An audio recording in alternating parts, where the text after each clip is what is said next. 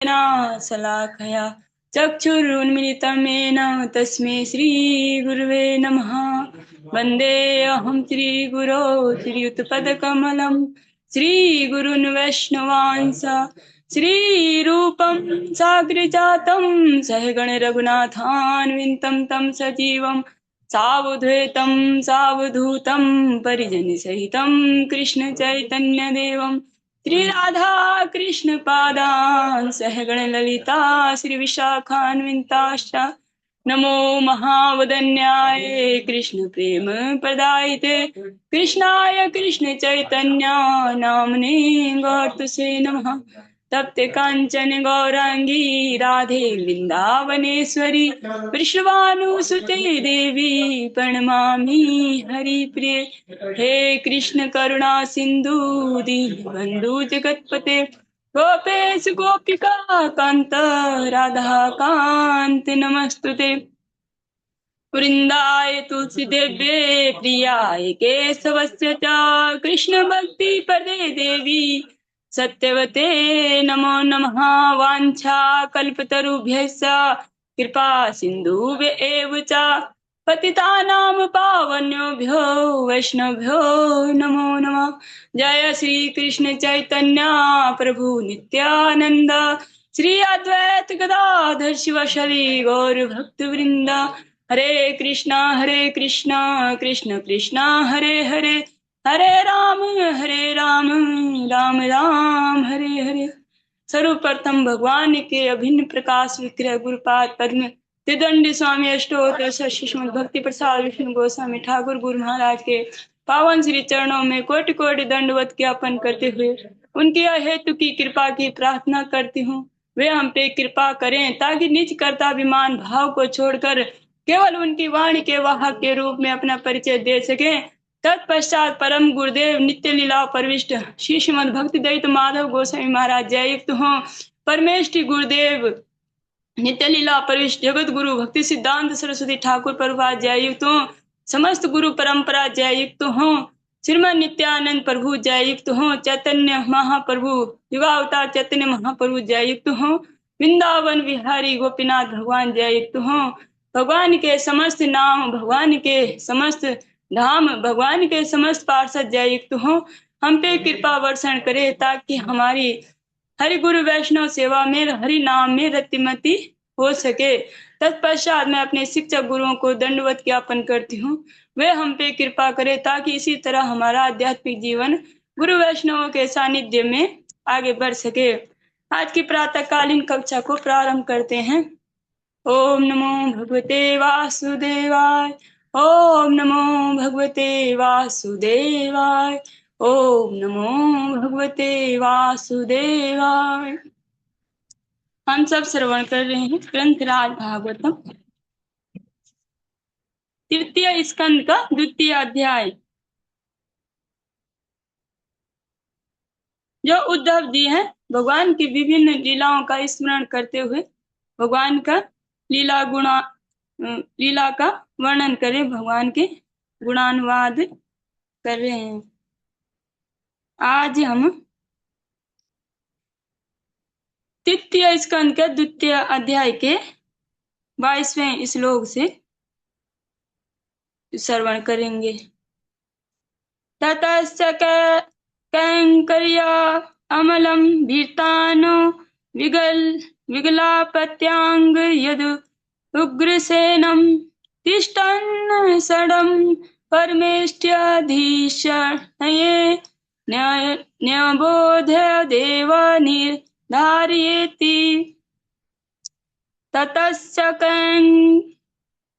यमलं भीतानो विगलापत्यंग यदुग्रसेनं तिष्ठन्निषणं परमेष्टिधीशेन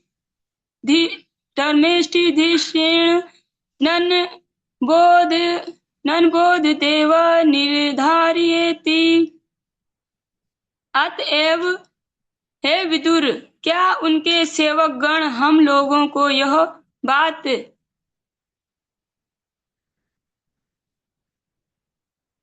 अतएव हे विदुर, क्या उनके सेवक गण जो हम लोग हैं यह बात पीड़ा नहीं पहुंचती जब हम स्मरण करते हैं कि वे भगवान श्री कृष्ण राज सिंहासन पर आसीन राजा उग्रसेन के समक्ष खड़े होकर हे प्रभु आपको विदित हो कि यह कहते हुए कि सारे स्पष्टीकरण प्रस्तुत करते हैं। जो भगवान अजन्मा भगवान है, श्री कृष्ण सर्वशक्तिमान है, सबके ही पिता है, और वो भगवान जन्म लेने की लीला करते हैं। और क्या बोल रहे हैं कि जो राजा उग्रसेन है उनके उनके सामने हाथ जोड़ के उनके क्या बोल रहे हैं, प्रभु, जो कि जो सबके प्रभु हैं, वो जो राजा उग्रसेन है उनको जो एक जो मानुषी लीला कर रहे हैं प्रभु, तो उसमें उनको प्रभु बोल रहे हैं। तो बोल रहे क्या हमको कष्ट नहीं होगा, क्योंकि हम तो जानते हैं कि भगवान ही सबके प्रभु हैं। तो क्योंकि जो भगवान की ये लीलाएं हैं, तो उद्धव जैसे शुद्ध भक्तों को ये मोहित नहीं करती, और जैसे और लोगों ये मोहित कर सकती है। लेकिन जो उद्धव जी है, और भी जो उद्धव जी के समान स्वरूप सिद्ध हैं, जो भगवान के भगवत तत्व को जान गए हैं कि भगवान सभी कारणों के कारण है और सभी के ही प्रभु हैं, तो वो इन लीलाओं से मोहित नहीं होते। और जो मूढ़ मानुष है वो भगवान की ऐसी लीला तो बोले देखो, तो भगवान भी उनके सामने हाथ जोड़े। अगर भगवान होते तो ऐसे क्यों करते, भगवान देखो तो कैसे बोल रहे हैं कि हम तो भाग गए थे, हम आपकी रक्षा नहीं कर पाए, इस तरह से जो शब्द भगवान बोल रहे हैं। तो उससे जो लोग हैं, वो असुर लोग हैं, वो मोहित हो जाते हैं। मोहित मतलब वो भगवान की जो परम तत्व है उसको जान नहीं पाते। भगवत गीता में एक श्लोक है, अवजानन्ति मामूढ़ा मानुषिम तन्माश्रितम। जो मूढ़ मानुष है वो मेरे जो परम भाव को नहीं जानते, मुझे एक मनुष्य के रूप में जानते हैं। और परम भावम अजानंतो मम भूत महेश्वरम, जो मेरे जो कि मैं ही सभी जीवात्माओं को परमेश्वर हूँ, ये भाव को नहीं जानते। तो वो लोग क्या है, मूढ़ मानुष। अहो वकीयं स्तनकालकूटं जिज्ञासयापायदप्यसाध्वी लेभे गतिं धात्र्युचितां ततोऽन्य कं कं वा दयालुं शरणं व्रजेम। अहो वकीयं स्तनकालकूटं जिज्ञासया यदाप्यसाध्वी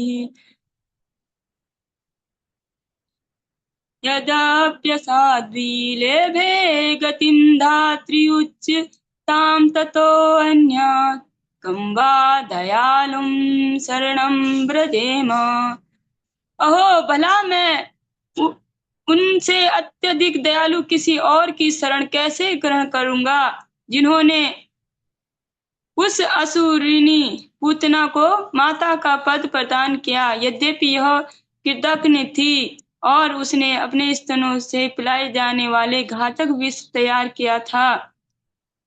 जो ये श्लोक बहुत बार सुना है, यही श्लोक। और एक दूसरा जो भागवतम जी का श्लोक है, सुखदेव गोस्वामी को जो श्री व्यास देव जी ने जो अपने शिष्यों को भेजा था, तो ये श्लोक उन्होंने सुनाया था।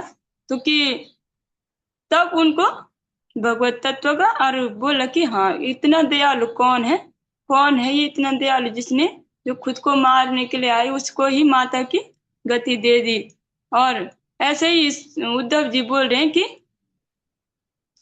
जो मैं उन दयालु भगवान की शरण से अलावा और इस ब्रह्मांड में उनके अलावा कौन दयालु है जिनकी शरण में ग्रहण कर सकता हूँ। तो जो शुद्ध भक्त होते हैं उद्धव जैसे और भी शुद्ध स्वरूप, तो वो जो भगवान की जो परम भावा करुणा को पहचान कर, दयालुता को पहचानते हुए, उनके अलावा भगवान के चरण कमलों के अलावा उनको कुछ और की कोई वांछा नहीं होती, कोई जिज्ञासा नहीं होती कि हम जान पाए, क्योंकि है भी नहीं भगवान के अलावा कोई इतना दयालु और इतना जो मतलब पालक। क्योंकि वो स्वरूप सिद्ध जो लोग हैं वो जानते हैं कि सर्व कारणों के कारण और सबके पालनहार श्री भगवान ही हैं।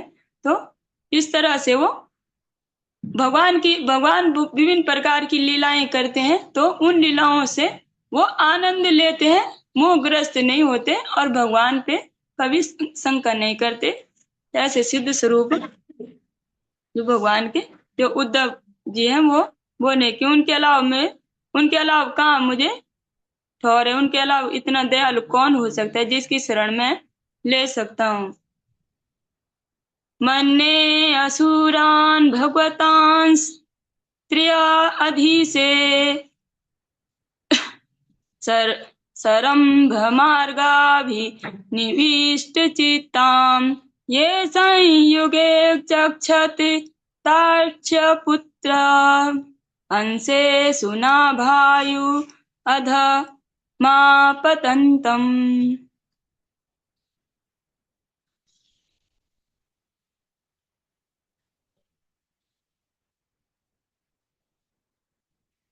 मन्ये सुरान् भगवतां स्त्रियाधीशे संरम्भ मार्गाभिनिविष्टचित्तां ये संयुगे चक्षत तार्क्ष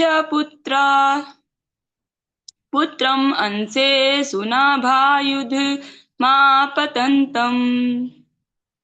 मैं उन असुरों को भक्तों से बढ़कर मानता हूँ जो श्री भगवान के प्रति शत्रु भाव रखते हैं, क्योंकि शत्रुता के भावों से भरे हुए सभी युद्ध करते हुए श्री भगवान को ताक्ष पुत्र कश्यप का पुत्र गरुड़ के कंधों पर बैठे तथा अपने हाथों में चक्रायुध के लिए देख सकते हैं।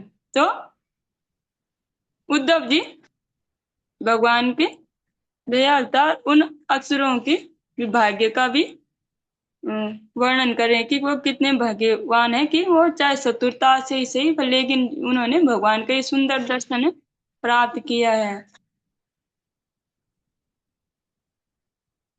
तो इसमें ये हम लोग ऐसे नहीं सोचेंगे कि शुद्ध भक्त वो होते हैं असुर ज्यादा, क्योंकि हम लोग जैसे सुनते हैं हम वैसे समझ लेते हैं। जो शुद्ध भक्तों की ये दैन्यता है, जो वो इस तरह का भाव रखते हैं। कभी आप खुद को तीर्ण से भी कम समझते हैं कि हमसे हमसे अच्छे तो वो है, लेकिन जो जो शुद्ध भक्त होती है उनकी दैन्यता, शुद्ध भक्तों का स्थान भगवान के हृदय में रहता है और भगवान को अति प्रिय होते हैं। भले भले ये भी सत्य है कि जिन्होंने भी शत्रुता से भाव के निरंतर भगवान का स्मरण किया, शत्रुता से भी उनको भी भगवान का धाम प्राप्त हुआ, लेकिन उनको वो दिव्य आनंद प्राप्त नहीं होता शुद्ध भक्ति का, जो शुद्ध भक्तों को प्राप्त होता है।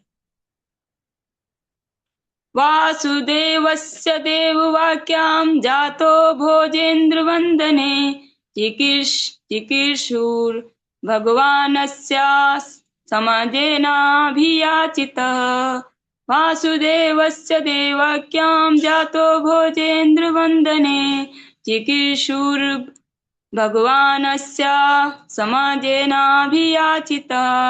पृथ्वी पर कल्याण लाने हेतु ब्रह्मा द्वारा याचना किए जाने पर राजा के बंदी गृह में वासुदेव ने अपनी पत्नी देवकी के गर्भ से वासुदेव ने अपनी पत्नी देवकी के गर्भ से श्री भगवान को जन्म दिया। जो भगवान ने पृथ्वी देवी की याचना पे और ब्रह्मदेव की प्रार्थना पे भगवान ने जो पृथ्वी का भार हल्का करने के लिए ये जन्म लेने की लीला की। लेकिन जो शुद्ध भक्त हैं, और भागवतम जी में भी लिखा है कि वो उनका जन्म नहीं होता, वो चतुर्भुज रूप में उनका प्राकट्य हुआ था चतुर्भुज रूप में। और तब जब देवकी जी के और वसुदेव जी के अनुरोध पे वो उन्होंने बाल रूप स्वरूप धारण किया था। लेकिन लोगों के लिए ये जन्म हुआ, लेकिन शुद्ध भक्त जानते हैं कि भगवान का कभी, क्योंकि भगवान अजन्मा है, भगवान प्रकट होते हैं।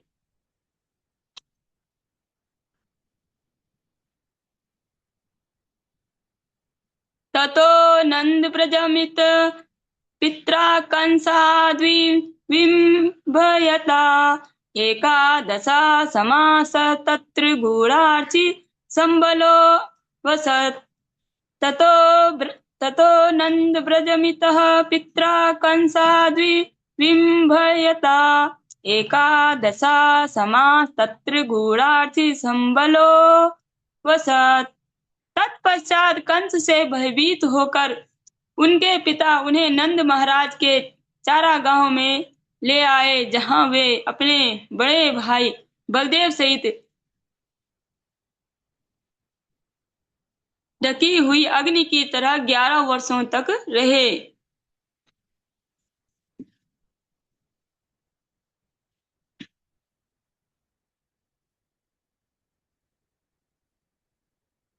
परिसो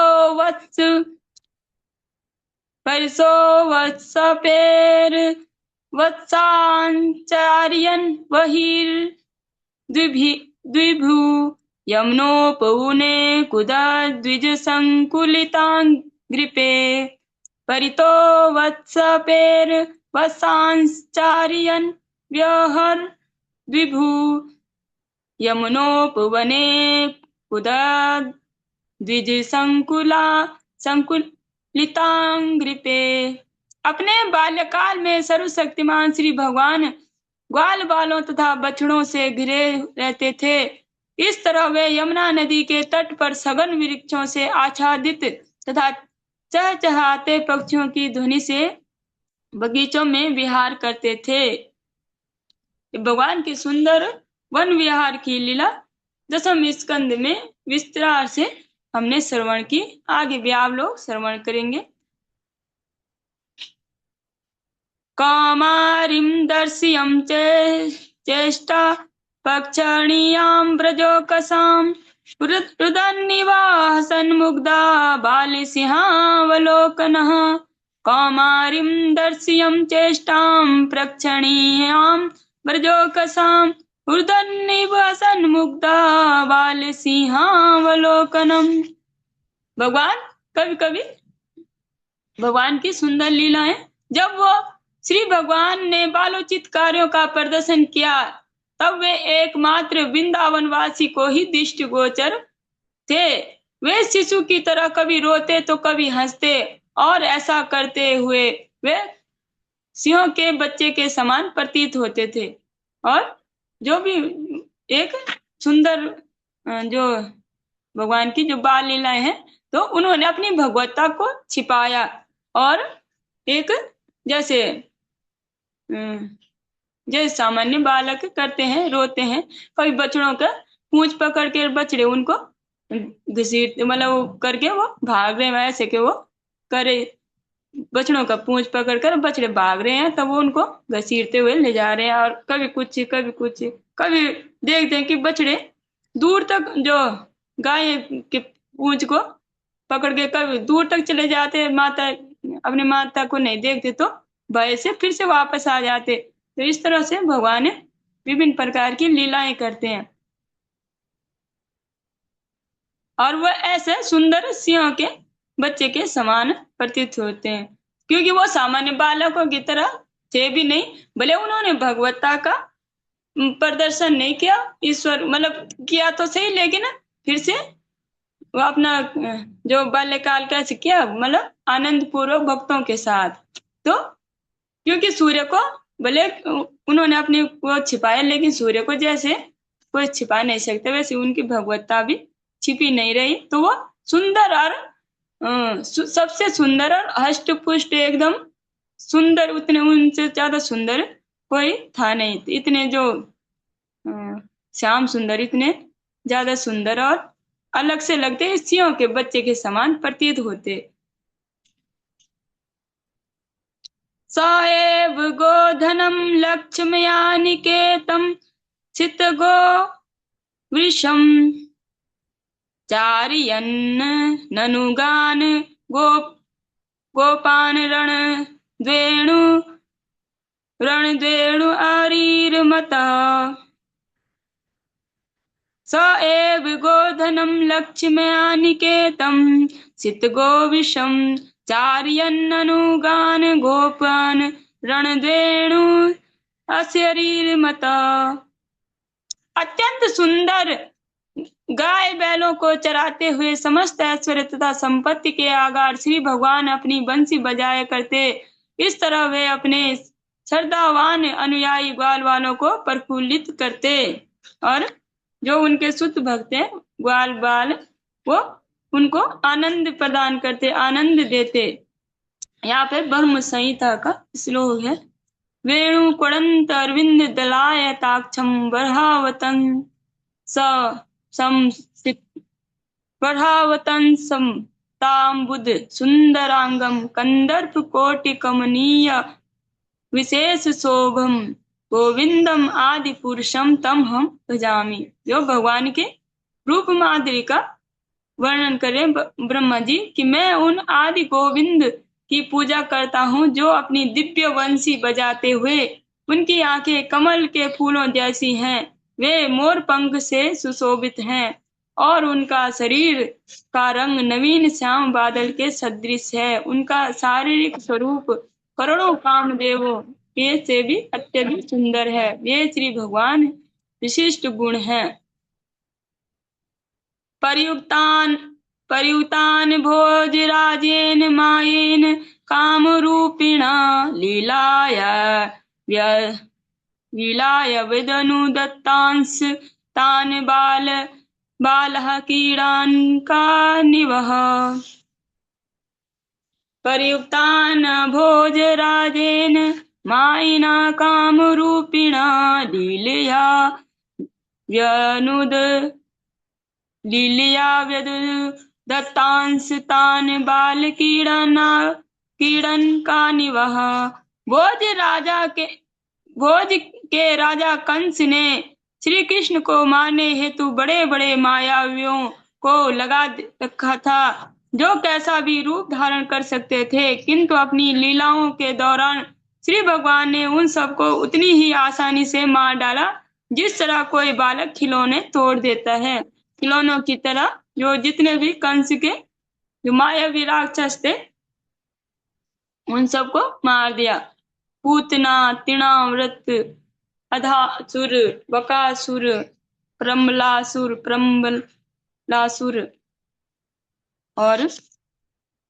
और भी जो उस कंस ने भेजे सबको मार दिया।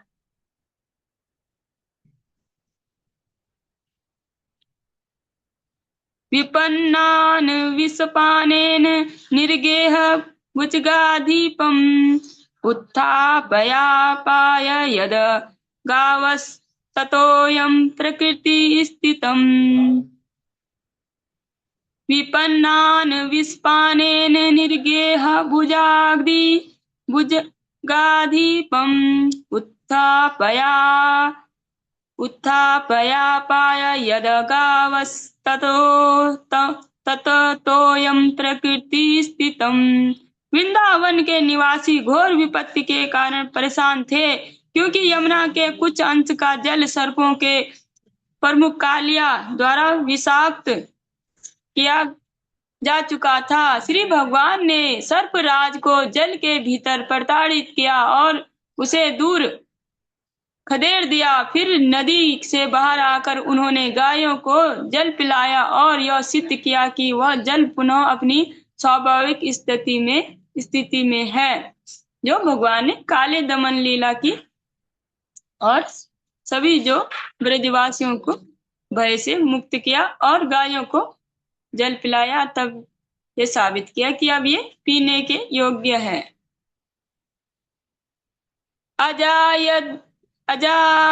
अयाजयाद गोस वेन गोपराजम द्विजोत्तमे वित्तश्च चोरु भारस्य चिकीर्षन् तदव्यं विभु। अजाजयत् गोसवेन गोपराजं द्विजोत्तमे वित्तस्य चोरु भारस्य चिकीर्षन् सदव्यं विभु। भगवान श्री कृष्ण महाराज नंद की ऐश्वर्यशाली आर्थिक शक्ति का उपयोग गायों की पूजा के लिए कराना चाहते थे। वे स्वर्ग के राजा इंद्र को भी पाठ पढ़ाना चाहते थे। अतएव उन्होंने अपने पिता को सलाह दी कि वे विद्वान ब्राह्मणों की सहायता से गौ अर्थात चारागाह तथा गायों की पूजा कराएं। ये भगवान की गिरिराज धरण की लीला, जब भगवान ने गिरिराज धरण किया था। जो उद्धव जी हैं सभी लीलाओं का स्मरण कर रहे हैं, क्योंकि भगवान की जो लीला कथा है यही जो शुद्ध भक्तों का धन होते हैं और यही वो करते हैं।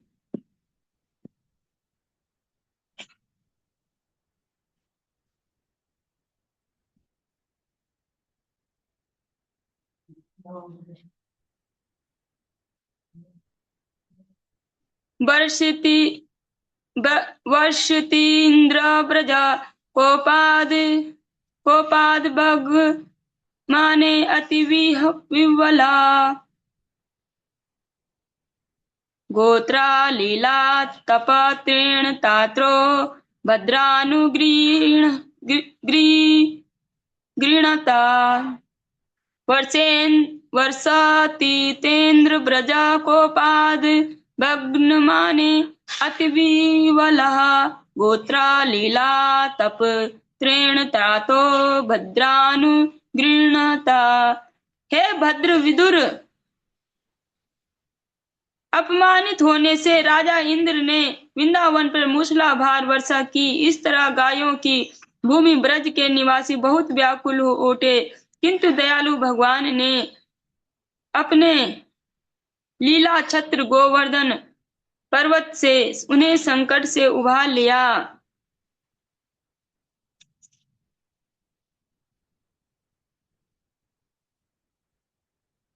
सरल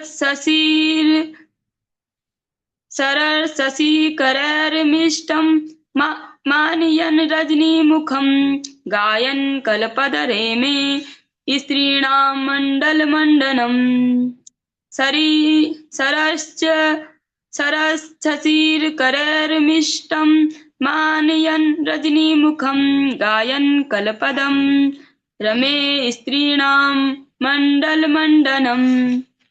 मण्डलमण्डनः। वर्ष की तृतीय ऋतु में श्री भगवान ने स्त्रियों की सभा के मध्यवर्ती सौंदर्य के रूप में चांदनी से उज्जवल हुई शरद की रात में अपने मनोहर गीतों से उन्हें आकृष्ट करते हुए उनके साथ विहार किया। इसके साथ ही तृतीय अध्याय संपूर्ण होता है। तृतीय अध्याय की तरफ हम प्रारंभ करते हैं। ये भगवान की लीलाएं उद्धव जी श्रवण करा रहे हैं।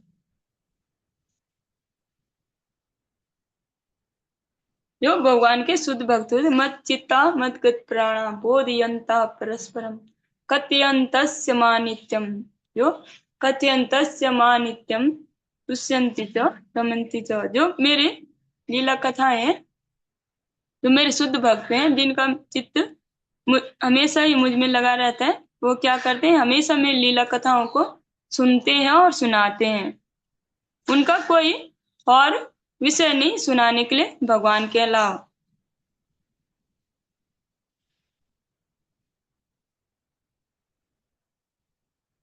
उद्धवावाचा तथा स आगत्य पुरं स्वपितृचिकीर्षया बलदेव संयुतः निपात्या तुंगाद्रिपुयुथनाथं हतं व्यकर्षद व्यसुमोजिषो सोव्याम। उद्धवावाचा तथा स आगतं पुरं स्वपितॄंश्च चिकीर्षया स बलस्य संयुक्तः निपात्य तुंगाद्रिपुयुथनाथं हतं व्यकर्षद व्यसुम ओजसो व्यामः। तथा तत्पश्चात श्री भगवान बलदेव के साथ मथुरा नगर आए और अपने माता पिता को प्रसन्न करने हेतु उन्होंने जनता के शत्रुओं के अगुआ कंस को उनके सिंहासन से नीचे खींचकर अत्यंत बलपूर्वक उन भूमि पर घसीटते हुए मार डाला। जो इतना जो कंस थे जिसके पास इतने मायावी मायावी राक्षस थे, तो उस उन भगवान ने एक ही मुक्के से उनको मार दिया।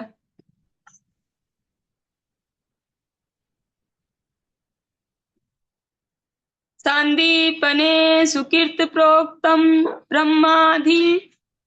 ब्रह्मादित्य सविस्तरम तस्मै प्राद्वा तस्मै प्रादाद्वरम पुत्रम मृतम पंच जनोदरात।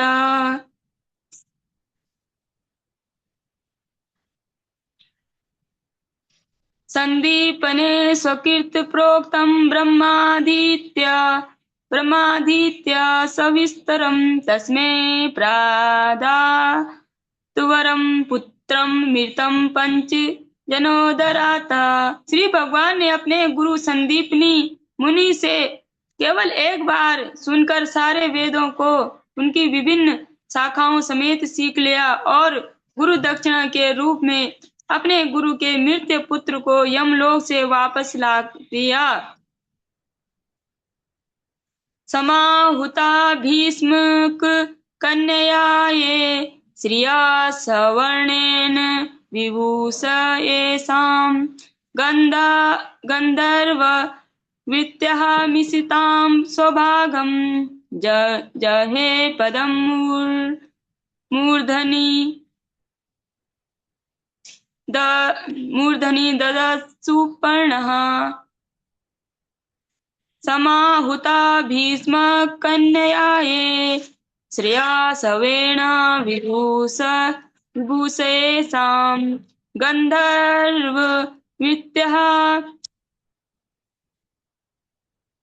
गन्धर्वविद्या निशितां स्वभागं गृहे पदं मूर्धनि ददत् सुपर्णः। राजा भीष्म की सुपुत्री रुक्मणी के सौंदर्य तथा सौभाग्य से आकृष्ट होकर उन अनेक बड़े बड़े राजकुमार तथा राजा उनसे ब्याह करने हेतु एकत्र हुए, किंतु भगवान श्री कृष्ण अन्य आशावान अभ्यर्थियों को पछाड़ते हुए उसी तरह अपना भाग जानकर उसे उठा ले गए जिस तरह गरुड़ अमृत ले गए थे।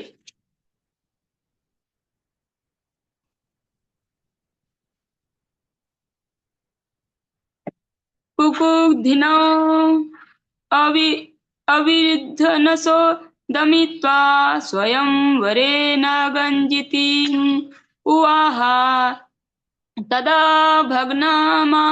भग्नामानपि गृहायतो ज्ञा जङ्गे क्षतः शस्त्रभृता स्वशस्त्रे।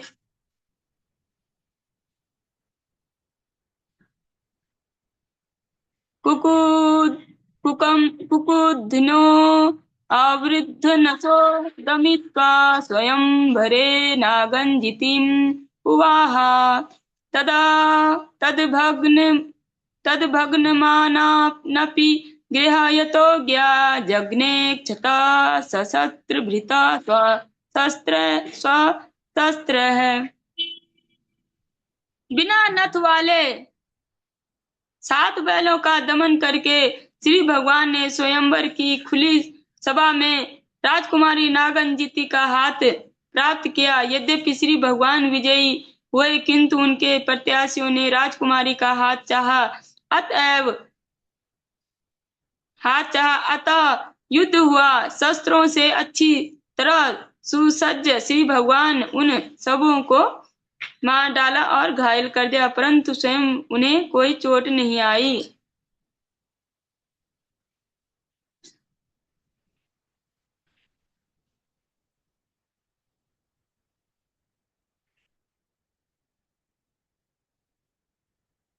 प्रियं प्रभुर्गाम्य इव प्रियाया विभुत्सुरा सुराच्छद दुत दत् विभुत्सुराच्छद दतु दतरुं यदर्थे व्रजाद्रिवतं सगणारु रुसान्धा क्रीडा मृगो नूनमयं वधूनाम् प्रियं प्रभुर्गाम्य इव प्रियाया विदित सुराच्छद दुत दुतरुं यदर्थे व्रजाद्रिवतं सगणा रुसान्धा क्रीडा मृगो नूनम यम वधूनाम।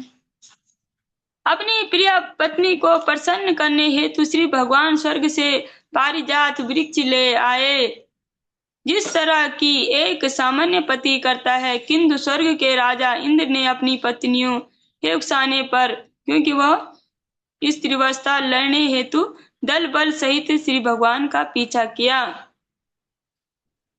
जब सत्यभामा जी ने भगवान से पारिजात पुष्प मांगा था। सुतं मृदे खगं वपुषाग्रसन्तं दिष्टा सुनाभोन मितितं दरिद्र्या आमन्त्रितस्ततनयाय शेषं दत्त्वा ददन्तं पुरमाविशेष। धरित्री अर्थात पृथ्वी के पुत्र नरकासुर ने संपूर्ण आकाश को निगलना चाहा, जिसके कारण युद्ध में वो श्री भगवान द्वारा मार डाला गया। तब उनकी माता ने श्री भगवान से प्रार्थना की, इससे नरकासुर के पुत्रों को राज्य लौटा दिया गया और श्री भगवान उस असुर के घर में प्रविष्ट हुए।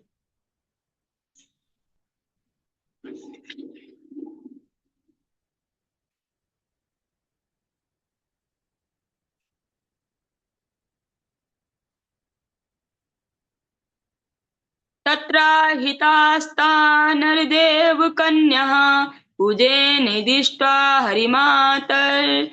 हरिमार्त बंधुम उत्थाय सद्दो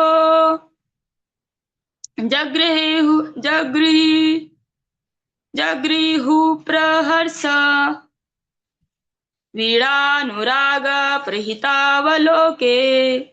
उस असुर के घर में नरकासुर द्वारा हरण की गई सारी राजकुमारियां दुखियारों के मित्र श्री भगवान को देखते हुई चौकन्नी हो उठी। उन्होंने अतीव उत्सुकता, हर्ष और तथा लज्जा से श्री भगवान की ओर देखा और अपने आप को उनकी पत्नी के रूप में अर्पित कर दिया। अंसाम मुहूर्त एकस्मिन्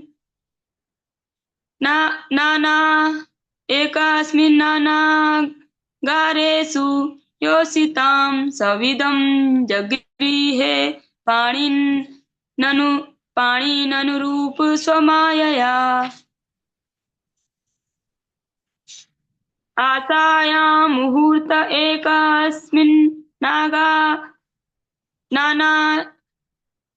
नानागारेषु योषितां सविदं जगेहे पाणिननुरूप स्वमायया।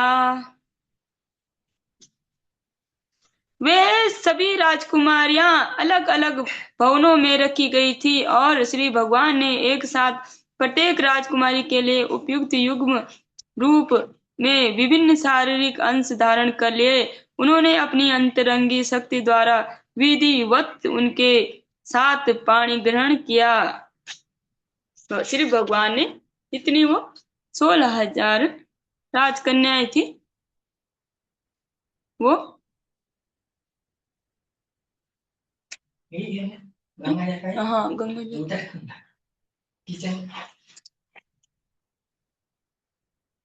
जो 16,100 राजकन्याएं थी, उनके साथ विवाह किया और उतने ही रूप धारण किए। ऐसा श्री भगवान ही कर सकते हैं। और सबके साथ जो भी सबके लिए महल बनाए, सबके लिए, मतलब किसी का, सब जितने भी 16,108 उनकी पटरानियां, 16,100 जो वो नरकासुर ने बंदी बना रखी थी वो। तो सबके लिए क्या किया उन्होंने, सबके साथ उतने ही रूप धारण किए।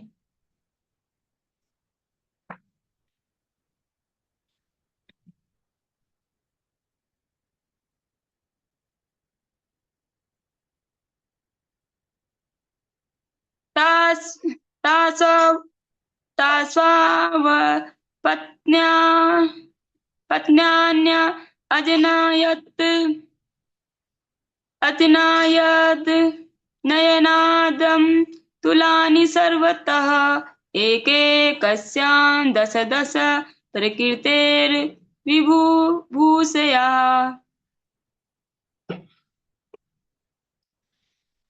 अपने दिव्य स्वरूप के अनुसार ही अपना विस्तार करने हेतु श्री भगवान ने उन उनमें से हर एक से ठीक अपने ही गुणों वाली 10-10 संतानें उत्पन्न की। काला मागध साल्वा साल्वा अदीन निकेरुदंतपुरम।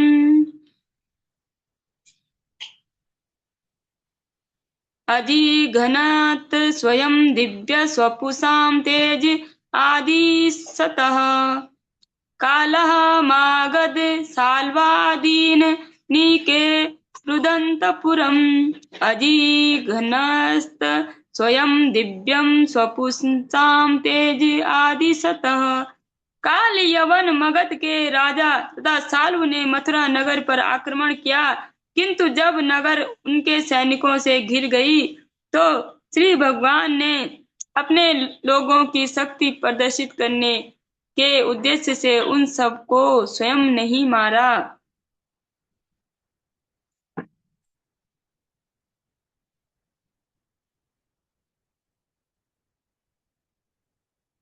ये बोल रहे, काल यवन मगध के राजा तथा साल्व ने मथुरा पर आक्रमण किया, किंतु जब नगर उनके सैनिकों से घिर गई तो श्री भगवान ने अपने शक्ति प्रदर्शित करने के उद्देश्य से उन सबको नहीं मारा।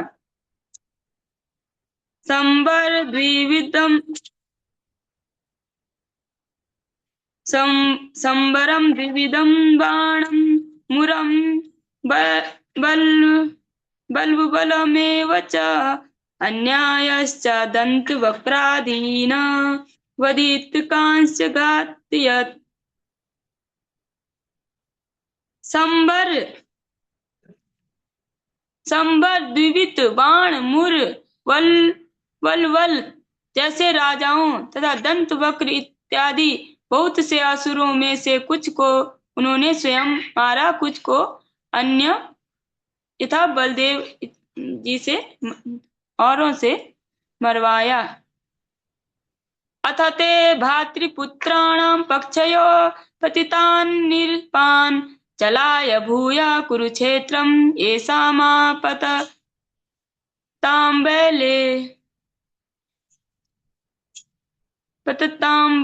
अथ ते भातृपुत्राणां पक्षयो पित्रान् निरपान् चलाल भूया कुरुक्षेत्रम् तताम्बले। तत्पश्चात हे विदुर, श्री भगवान ने शत्रुओं को तथा लड़ रहे तुम्हारे भतीजों के पक्ष के समस्त राजाओं को कुरुक्षेत्र के युद्ध में मरवा डाला। वे सारे राजा इतने विराट तथा बलवान थे कि जब वे युद्ध भूमि में विचरण करते तो पृथ्वी हिलती प्रतीत होती।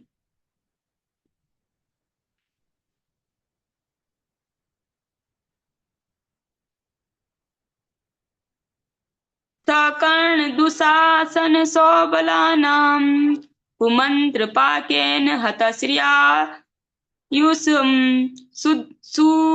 सुयोधनं सानुचरं शयानं भग्नोरो मुर्व्यां नंद पश्चन्।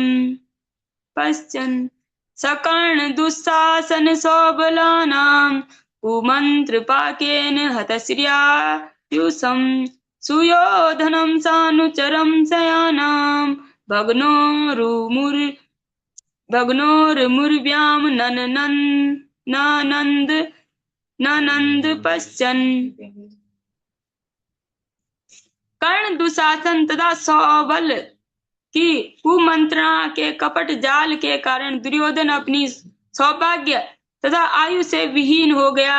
यद्यपि वह शक्तिशाली था, किंतु जब वह अपने अनुयायियों से समेत भूमि पर लेटा हुआ था और उसकी जांघें टूटी हुई थी, श्री भगवान इस दृश्य को देखकर प्रसन्न नहीं हुए। जो यद्यपि वो दुष्ट था और उसकी जो जांघें टूटी हुई थी, तो भगवान देख के उनको देख के प्रसन्न नहीं, मतलब दुर्योधन की हालत को देख के प्रसन्न नहीं हुए।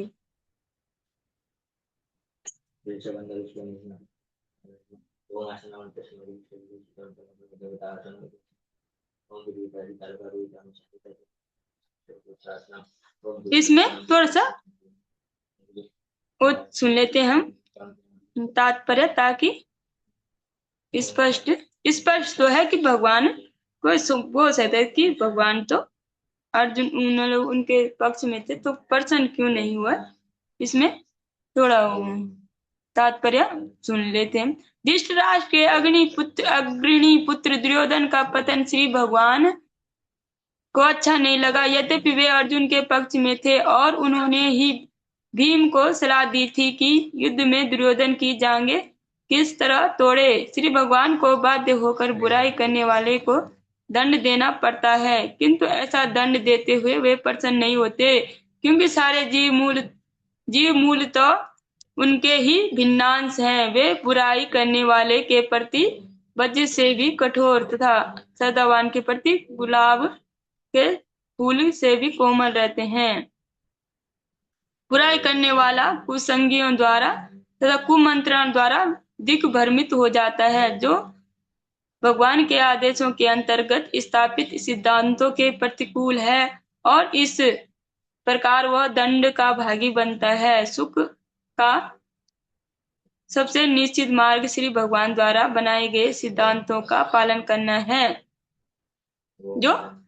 जो भी जिसको दंड मिलता है तो वो आवश्यक भी है, क्योंकि अगर दंड ना मिले तो जीव क्या है, कभी सुधरे ना। तो लेकिन जो जैसे पिता माता पुत्रों को दंड देते हैं सुधारने के लिए, लेकिन वो प्रसन्न नहीं होते। जब वो उनको अपने बच्चों को दंड देते हैं तो प्रसन्न नहीं होते। उसी तरह श्री भगवान भी जो बुरे जीव आत्मा उनको सुधारने के लिए जो भी दंड देते हैं, लेकिन जो उनकी हालत होती है तो जय माता पिता की जैसे, क्योंकि वही सब जीवों के माता पिता हैं और इसलिए वो प्रसन्न नहीं होते। आज इतना ही हम श्रवण करेंगे, इसके आज हम कल की कक्षा में श्रवण करेंगे। वाञ्छा कल्पतरुभ्यश्च कृपा सिन्धुभ्यश्च पतितानां पावनेभ्यो वैष्णवेभ्यो नमो नमः। सबको